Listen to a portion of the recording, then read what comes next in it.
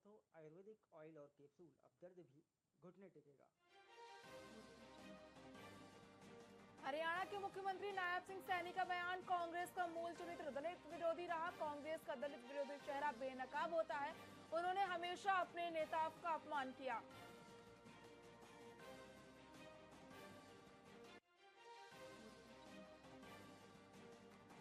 असम के मुख्यमंत्री हेमंत बिस्वा शर्मा का बयान, बीजेपी झारखंड विधानसभा चुनाव के लिए तैयार, सभी गठबंधन पार्टियों से बात हो चुकी है, अक्टूबर के पहले सप्ताह में सीट की घोषणा।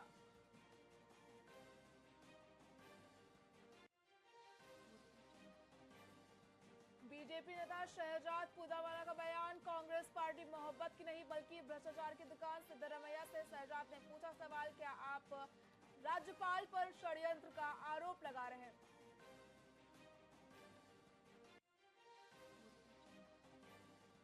राज्यसभा सांसद डॉक्टर दिनेश शर्मा का बयान, अनुज प्रताप सिंह के एनकाउंटर पर पलटवार का, अपराधी की कोई जाति नहीं होती, अपराधी केवल अपराधी।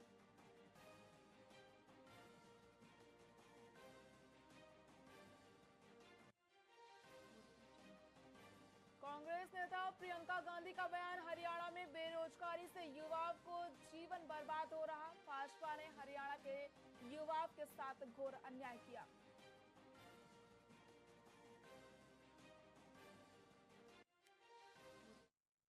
नमस्कार, आप देख रहे हैं वीआईपी न्यूज में हूं आपके साथ प्रज्ञा तिवारी। रुक करते खबरों की ओर। बस्तर संभाग के 4 पत्रकारों को साजिश के तहत गांजा तस्करी के फर्जी आरोप में जेल भेजने के मामले को लेकर जिले के पत्रकारों ने मुख्यमंत्री के नाम कलेक्टर को ज्ञापन दिया। पत्रकारों ने इस पूरे मामले की सीबीआई जांच की मांग करते हुए ज्ञापन सौंपा।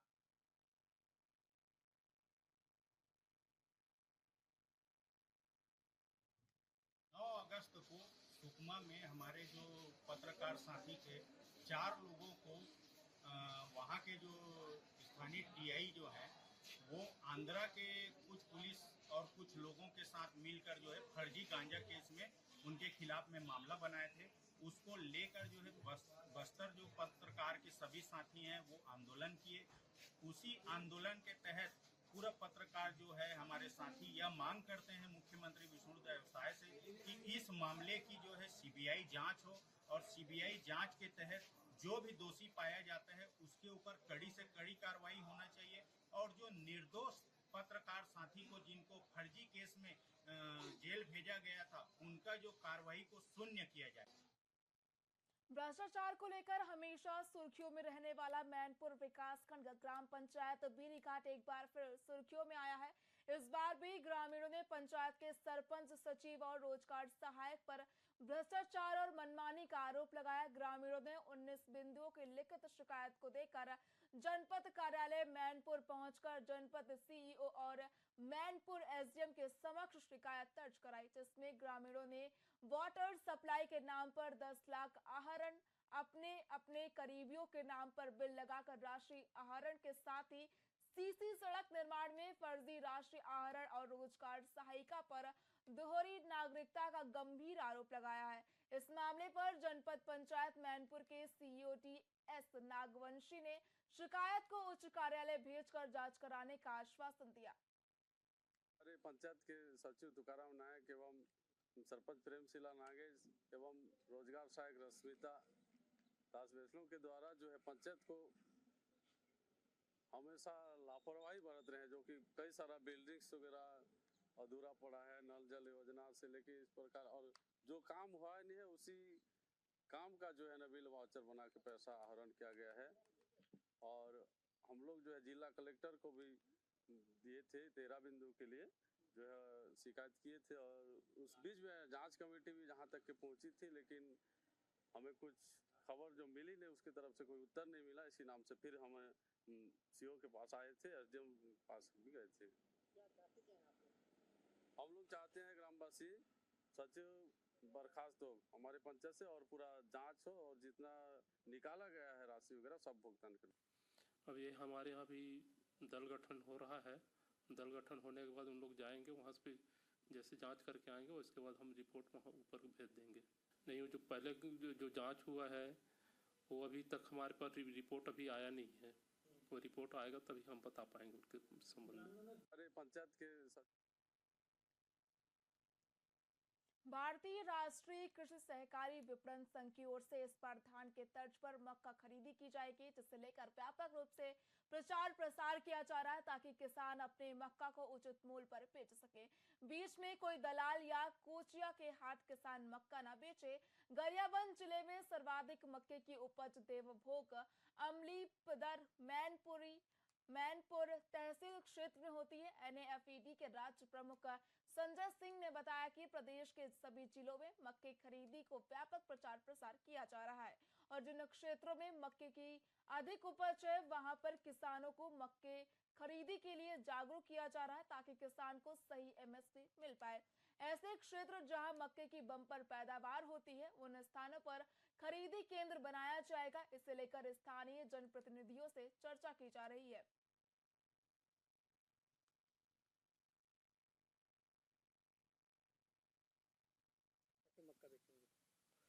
जी, जो सरकार के द्वारा नाफेड का जो मक्का बेचने का विधि है उसी में हम लोग मक्का बेचेंगे। और मैं भी मक्का का खेती किया हूँ, कम से कम 10-15 एकड़ में किया हूँ, तो मैं भी वही नाफेड में ही बेचूंगा और इसे मुझे बहुत अच्छा लगा। बेसिकली केंद्र सरकार ने एक योजना लाई है कि मक्के की जितनी भी फसल होगी किसानों की वो मिनिमम सपोर्ट प्राइस पर खरीदी जाएगी। उसका कोई लिमिटेशन तय नहीं किया गया है। नाफेड में जो प्रचार प्रसार चल रहा है वो हम सरकार के द्वारा बेचना चाहते हैं। बस्तर जिले के जगदलपुर में युवा कांग्रेस ने एक बैठक का आयोजन किया। वहीं राष्ट्रीय युवा कांग्रेस सचिव और छत्तीसगढ़ के प्रभारी शीश नारायण ओझा ने युवा कार्यकर्ताओं के मनोबल को बढ़ाने के लिए बैठक की।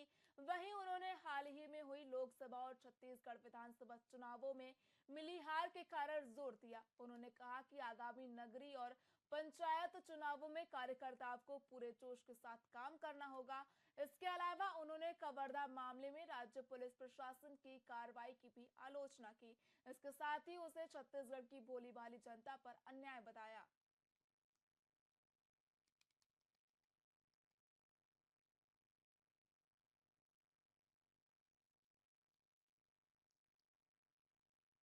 बस्तर ही नहीं बल्कि पूरे छत्तीसगढ़ के सभी जिलों के दौरे की हमने प्लानिंग की है, क्योंकि अभी मुझे नया इंचार्ज यहाँ का मिला है। तो सबसे पहले हर जिले में जाकर के वहाँ के संगठन की वास्तविक स्थिति को जानना, वहाँ के नेताओं से मिलना, उनका मनोबल बढ़ाने की कोशिश करना, क्योंकि आपको मालूम है पिछले दिनों विधानसभा और लोकसभा के चुनाव में परिणाम उस अनुरूप नहीं थे जिस प्रकार से एक्सपेक्टेशन हमारे कार्यकर्ताओं की थी। तो मेरा पहला फर्ज बनता है कि मैं उनके साथ खड़ा हूँ, उनको ये एहसास कराऊँ कि आप इस दुख में अकेले नहीं हैं, बल्कि हम सबको एकजुट होकर के फिर से एक मजबूत संगठन के रूप में खड़ा होना पड़ेगा। अपने आपसी तालमेल को बढ़ाते हुए एक संगठन ऐसा खड़ा करना है जो फिर से आने वाले चुनाव में सरकार ला सके और आपकी इच्छाओं के साथ जो अन्याय हुआ है उस न्याय को हम वापस कर सके। जो भी घटनाएं हो रही हैं, आदिवासियों के साथ जो अत्याचार हो रहे हैं, युवाओं के साथ जो अत्याचार हो रहे हैं, पत्रकारों के साथ जो अत्याचार हो रहे हैं, उन चीजों पर न्याय संगत परिणाम मिले, जनता सुखी हो, जनता के लिए आप काम करें, इसके लिए जनता ने आपको चुन करके भेजा है। और अगर आप ऐसा नहीं करेंगे तो यूथ कांग्रेस के कार्यकर्ता आने वाले दिनों में चाहे जो भी चुनाव हो उन चुनाव में आपको सबक सिखाने का काम करेंगे। रायगढ़ में यातायात व्यवस्था को सुचारू रूप से चलाने के लिए ई चालान व्यवस्था शुरू की गई है। इस मौके पर ट्रैफिक DSP रमेश चंद्र ने बताया कि ई चालान कार्रवाई से अब यातायात पुलिस को सुविधा मिलेगी। अगर गाड़ी मालिक गाड़ी नहीं रोकता है तो गाड़ी नंबर का फोटो खींचकर चालान किया जा सकता है। यातायात व्यवस्था को दुरुस्त करने के लिए पुलिस मुख्यालय द्वारा हमको एक नया POS मशीन दिया गया है। POS मशीन है, इसके द्वारा हम रायगढ़ में भी रोड में बेतरतीब रूप से खड़े वाहनों पे ऑनलाइन चलाने की कार्रवाई कर सकते हैं। इसकी प्रक्रिया क्या है? इसमें इसका एक ऑपरेटर होता है जिसको यूजर ID पासवर्ड दिया जाता है। वो इस पे गाड़ी को ऑन द स्पॉट खड़ा रहेगा तो वहाँ पे इससे कैमरे से फोटो लेगा और उसमें चालान जनरेट करेगा। यातायात रायगढ़ के महापल्ली में एक किसान पर शासकीय भूमि पर लगे बेशकीमती पेड़ काटने का आरोप लगा है। जिस मामले में ग्रामीणों की शिकायत के बाद राजस्व निरीक्षक पटवारी और वन विभाग की टीम ने मौके का जायजा लिया। इस दौरान उन्होंने पाया कि 8 पेड़ काटे गए हैं जो शासकीय भूमि पर लगे थे। मामले में SDM प्रवीण तिवारी ने कहा कि किसान को नोटिस देकर दस्तावेज मांगे जा रहे हैं। साथ ही इस मामले में नियमानुसार कार्रवाई की जाएगी।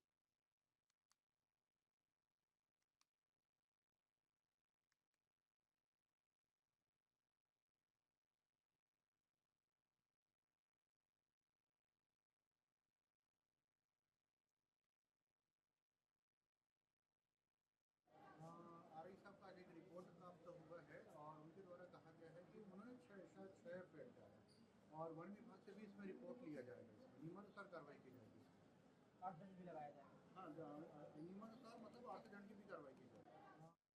रायपुर में पुलिस को बड़ी सफलता हाथ लगी। दरअसल थाना तेली बांधा क्षेत्र में तालाब के पास ईश्वर रजवाड़े नाम के एक युवक की हत्या कर दी गई थी। घटना को देखते हुए वरिष्ठ अधिकारियों के निर्देशन में anti crime and cyber unit की 10 विशेष टीमों का गठन किया गया। घटनास्थल और उसके आसपास के सीसीटीवी कैमरों के फुटेज के जरिए पुलिस टीम ने मोवा पंडरी क्षेत्र से महज 19 घंटों के अंदर मामले में संलिप्त सभी तीनों आरोपियों को गिरफ्तार कर लिया। फिलहाल पुलिस आरोपियों से पूछताछ कर रही है। भाजपा का सदस्यता अभियान राजधानी रायपुर में पंडित दीनदयाल उपाध्याय ऑडिटोरियम में आयोजित कार्यक्रम के साथ आगे बढ़ रहा है। इस कार्यक्रम में भाजपा प्रदेश अध्यक्ष किरण सिंह देव, मंत्री टैंकराम वर्मा, सांसद ब्रजमोहन अग्रवाल और प्रदेश महामंत्री संजय श्रीवास्तव शामिल हुए। भाजपा प्रदेश अध्यक्ष किरण सिंह देव ने कहा कि सदस्यता अभियान लगातार गति प्राप्त कर रहा है। उन्होंने इसे संगठन के लिए एक महत्वपूर्ण कार्य योजना और पर्व बताया जिसमें पार्टी आगे बढ़ रही है।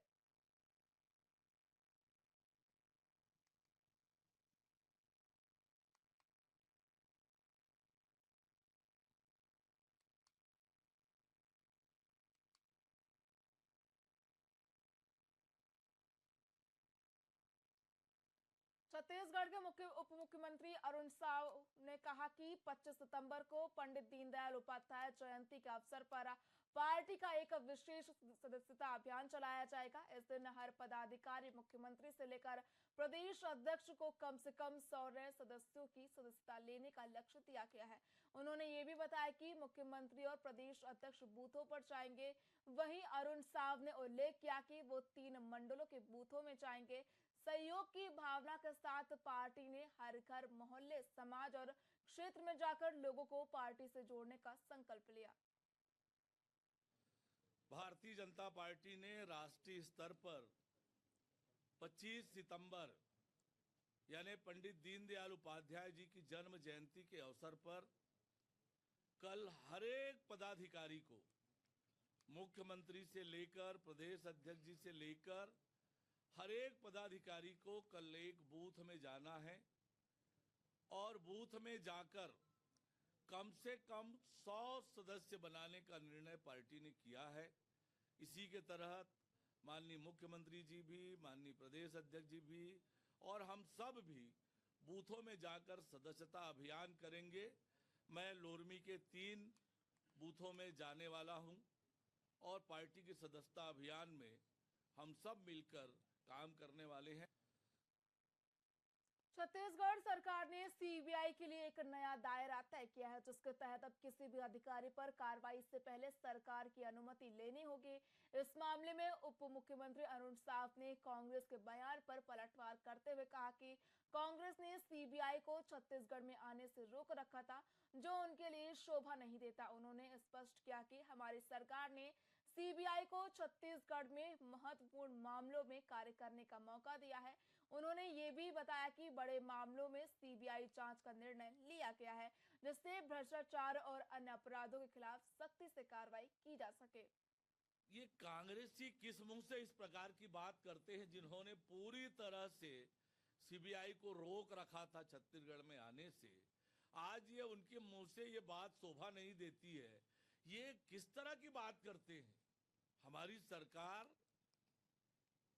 ने सीबीआई को छत्तीसगढ़ में अनेक महत्वपूर्ण मामलों में काम दिया है। सीबीआई की काम करने के जो तरीके हैं उसके हिसाब से सरकार उनको काम उनका उपयोग कर रही है। बड़े बड़े मामलों में सीबीआई इंक्वायरी का हमने निर्णय किया है। ये कांग्रेसी किस मुंह से इस छत्तीसगढ़ में कांग्रेस पार्टी बलौदाबाजार हिंसा के विरोध में और प्रदेश में बिगड़ी हुई कानून व्यवस्था के विरोध में न्याय यात्रा निकालने जा रही है, जिसके मद्देनजर कांग्रेस पार्टी गिरौदपुरी का दौरा करने वाली है, जहां यात्रा के रूट पर चर्चा होगी। इस दौरान निर्धारण होगा और फाइनल रोड मैप तैयार किया जाएगा। इस मामले पर उप मुख्यमंत्री अरुण साव ने पलटवार करते हुए कहा कि जो देशवासियों और प्रदेशवासियों के साथ हमेशा अन्याय करता हो, जिसने देश और प्रदेश के साथ धोखा किया हो, छल किया हो, उनके मुंह से न्याय की बात शोभा नहीं देती। जैसे मैंने कहा कि जिस कांग्रेस पार्टी ने हमेशा से देश के साथ, देशवासियों के साथ, प्रदेश के साथ, प्रदेशवासियों के साथ हमेशा अन्याय किया हो, धोखा किया हो, छला हो, उनके मुंह से न्याय की बात शोभा नहीं देती है। Thank you. जैसे मैंने कहा कि रायपुर में डिप्टी सीएम अरुण साव ने अपने निवास कार्यालय पर स्वच्छता ही सेवा पखवाड़ा की थीम सॉन्ग को लॉन्च किया। इस दौरान उन्होंने कहा कि भारत सरकार के निर्देश का प्रमाण हमने दिया है। हमारे देश की परंपरा में स्वच्छता हमेशा से ही संस्कारों में रही है। बता दें कि इस गाने में स्वच्छता परमो धर्मः को रेखांकित करते हुए लोगों को स्वच्छता और इसमें जनभागीदारी बढ़ाने के लिए जागरूक किया गया।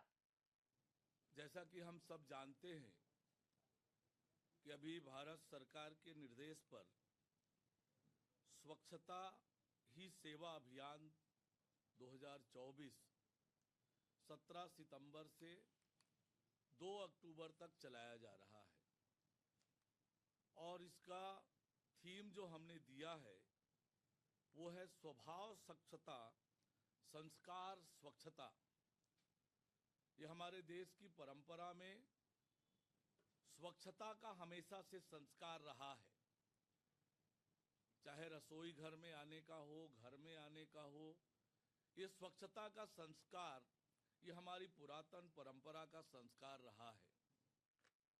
स्वास्थ्य और परिवार कल्याण मंत्री श्याम बिहारी जायसवाल ने सीम्स अस्पताल के डीन डॉक्टर के सहारे और अस्पताल अधीक्षक डॉक्टर सुजीत नायक को निलंबित कर दिया है। ये कार्रवाई अस्पताल के संचालन में अव्यवस्था और गड़बड़ियों की शिकायत के आधार पर की गई। वहीं मंत्री ने सीम्स में आयोजित स्वशासी समिति की बैठक में इस निलंबन की घोषणा की। इसके साथ ही पिछले 3 सालों में हुई खरीदारी की जांच के निर्देश दिए।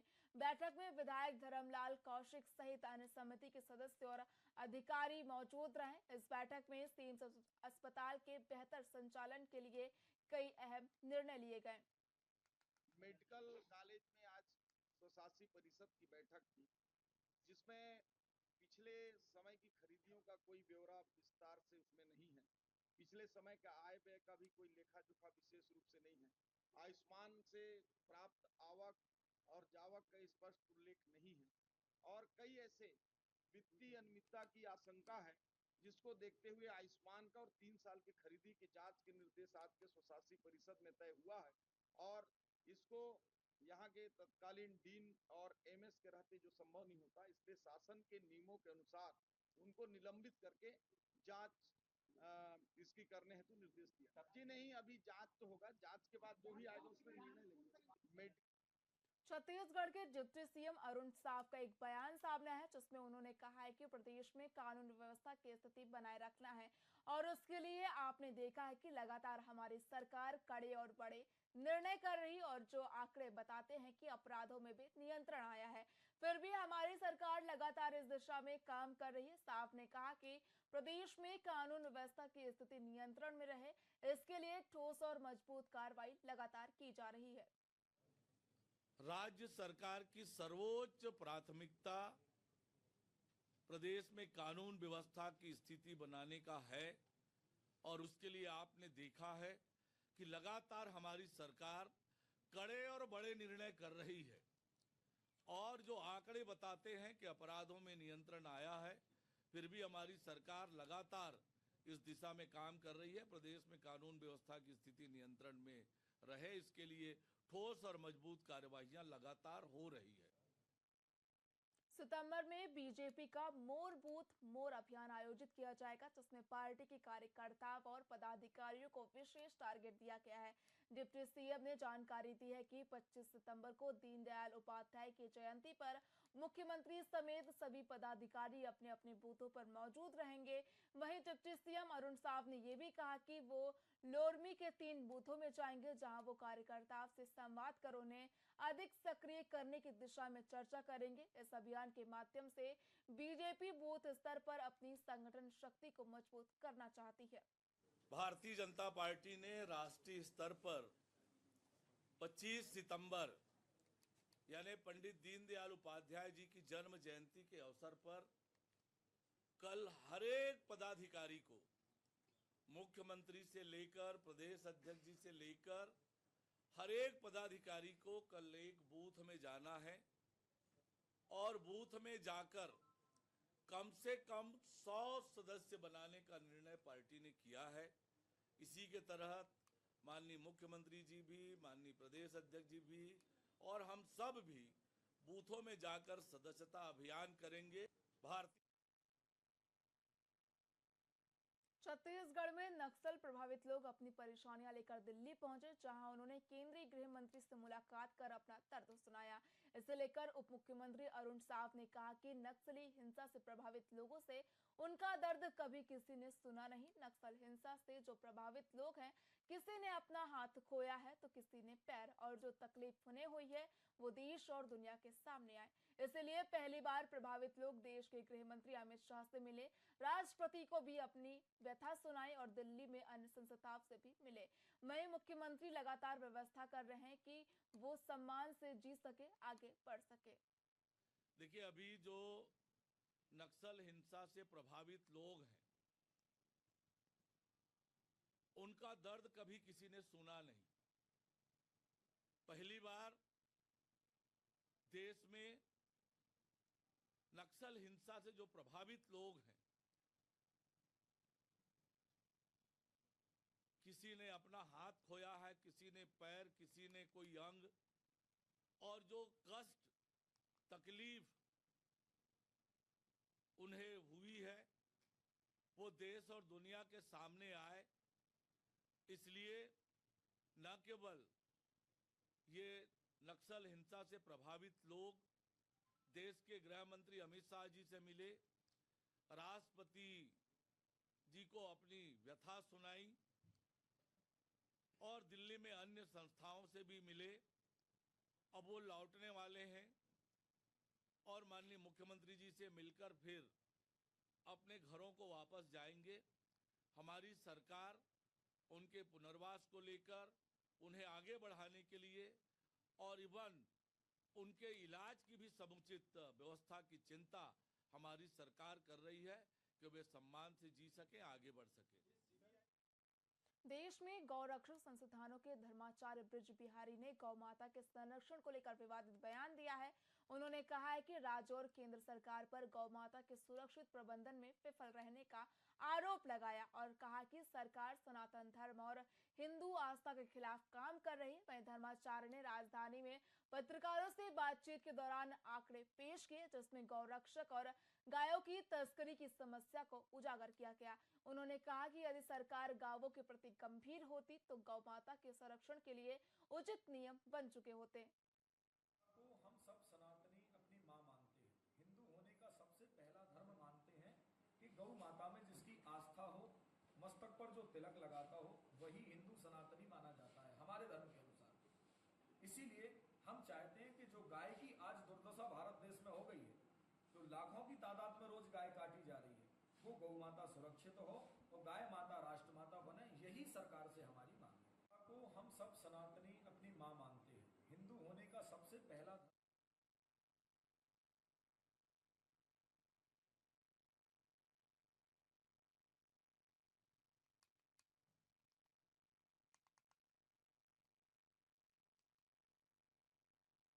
जांजगीर जिले के खोखरा ग्राम पंचायत में इन दिनों दही कांदो उत्सव धूमधाम से मनाया जा रहा है। बता दें कि आयोजन भगवान कृष्ण के जन्मोत्सव के तहत 7 दिनों तक चलता है, जिसमें स्थानीय कलाकार नृत्य और संगीत प्रस्तुत करते हैं। वहीं ग्रामीणों के मुताबिक ये परंपरा न केवल भक्ति का प्रतीक है, बल्कि समुदाय की एकता और संस्कृति को संजोने का भी एक माध्यम है।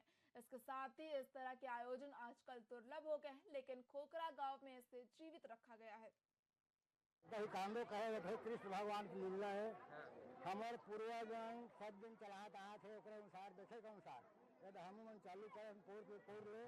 अब जब का दिन चली तब का दिन हम मन चलाबो। गौरा थे गौरा कैसे कैसे यहाँ के निकल से कहाँ नहीं कृष्ण भगवान बन थे, कहूँ भूतवा बन थे, कहूँ राधा बन थे, कहूँ परी बन थे, कहूँ कलगी घूर बांध के पहुँच नाचन और जैसा भी वेशभूषा बना लें एमन लिल्लत से है।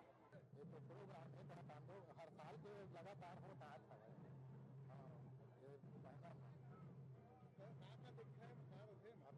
सब प्रकार के झांकी नवरात्रि वाला और कार्टून वाला सब प्रकार के जत्था चलते सब पूरा झांकी गाँव से आए हैं, खराउ से आए हैं, बाजापुरा सिटी वहीं से हैं। कादम यहाँ हमें यहाँ पे बहुत अच्छा लगा, बहुत ज़्यादा बहुत मज़ा आ रहा है यहाँ पे बहकांदों में बहुत ज़्यादा। यहाँ पे प्रोग्राम करते हैं, यहाँ से सुबह चालू होता है 4 से 7 बजे तक। गौरेला, पेंड्रा, मरवाही जिले में भालू का आतंक थमने का नाम नहीं ले रहा। ताजा मामला मरवाही वनमंडल का है, जहां खेत में गए किसान पर भालू ने हमला कर दिया। हमले में किसान के हाथ और माथे पर गंभीर चोटें आई हैं। आवाज सुनकर ग्रामीणों ने भालू को खदेड़ते हुए किसान निरंजन पोठाम की जान बचाकर इलाज के लिए स्वास्थ्य केंद्र दानी कुंडी पहुंचाया गया। बता दें कि पिछले 1 महीने में भालुओं के हमले से 15 से अधिक मामले सामने आ चुके हैं। अपने बैला को चराने जा रहे हैं, तभी भालू अचानक हमला कर दिया, जिससे अभी 112 के माध्यम से सामुदायिक स्वास्थ्य केंद्र दानी कुंडी ले जाया गया है। फिलहाल खबरों में इतना ही। देखते रहिए VIP न्यूज़। नमस्कार।